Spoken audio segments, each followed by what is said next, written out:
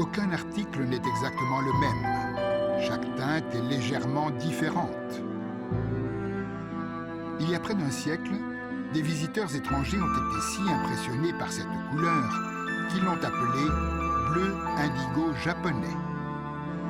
Le colorant utilisé provient de cette plante, une variété d'indigotier appelée Tadeai. D'abord, les feuilles sont séchées, puis on les laisse fermenter sous des nattes de paille.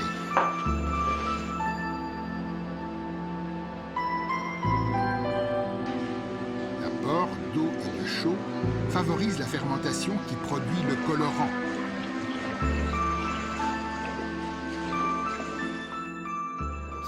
Les micro-organismes qui provoquent la fermentation sont très sensibles au changement de température et d'humidité.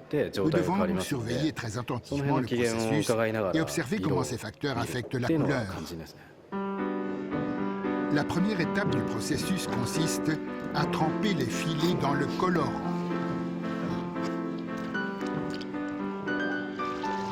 Une forte torsion des filets garantit que chaque partie soit exposée à l'air, une oxydation qui fixe la couleur.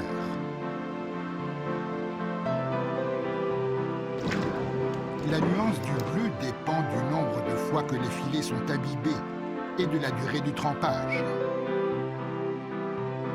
De la teinture au tissage, cette méthode exige beaucoup de main-d'œuvre, mais elle produit des tissus aux jolies rayures naturelles qui accentuent le bleu. Cette méthode consiste à plonger l'étoffe dans le colorant après l'avoir tissé.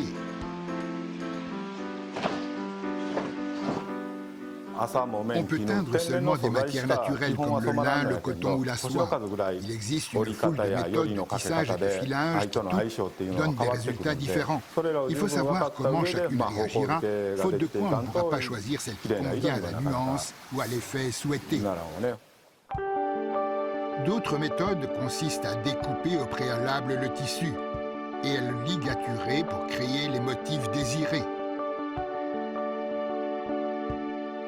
Comme l'odeur de l'indigo repousse les insectes, les ouvriers agricoles l'ont choisi pour leurs habits. Et il y a quelques 200 ans, la mode s'est répandue dans la société. Depuis lors, la couleur indigo a été étroitement associée avec le Japon. Autre propriété du colorant indigo, sa couleur ne flétrit pas. Par exemple, les rubans qui relient cette armure ont clairement gardé leur teinte, même un siècle plus tard.